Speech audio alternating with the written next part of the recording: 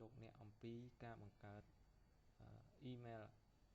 សម្រាប់ប្រើប្រាស់ជាមួយនឹង Gmail ដូច្នេះដើម្បីបង្កើតយើងត្រូវចូលទៅ browser របស់យើងអាចប្រើ Firefox Internet Explorer Torch ឬក៏ Chrome ជាដើមអញ្ចឹងពេលយើងចូលមកដើម្បីបង្កើតយើងត្រូវចូលទៅក្នុង Gmail ខ្ញុំបង្ហាញពីការបង្កើត Gmail អញ្ចឹងត្រង់ address bar ហ្នឹងខ្ញុំវាយ gmail.com ហើយ enter មកតបមកយើងយក create account first name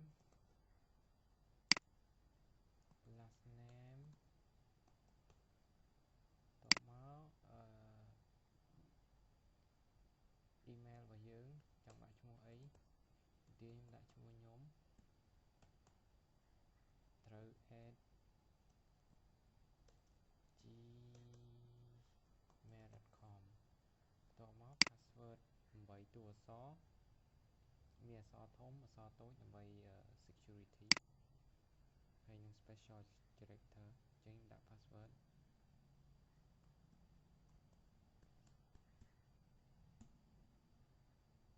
confirm password វាយ password ដដែល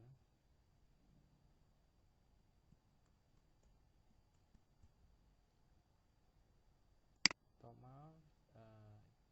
ជ្រើសរើស date of birth ថ្ងៃខែឆ្នាំកំណើតតមក gender រើសប្រភេទ gender មកស្រីឬប្រុស male or female តមក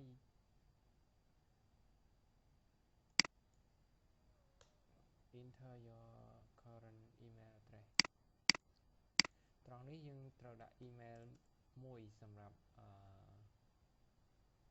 ធ្វើ reference សម្រាប់ពេលយើង recover email យើងភ្លេច password អីយើងអាចប្រើហ្នឹងអញ្ចឹងខ្ញុំមាន email មួយទៀត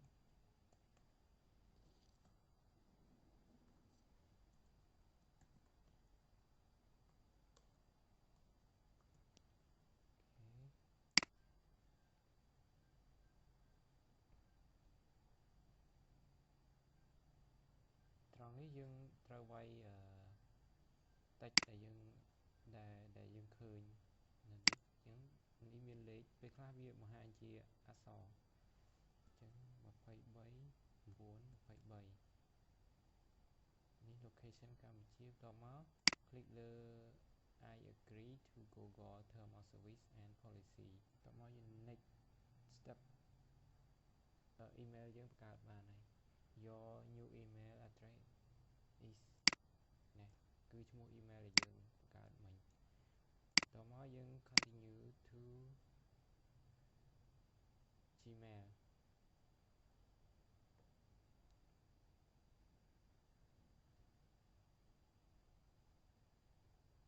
នេះយើងអាចខ្វែងទៅគ្រាន់តែជាកាយ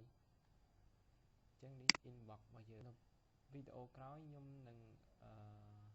ធ្វើការបង្ហាញតាក់ទងជាមួយនឹងការបង្កើត blog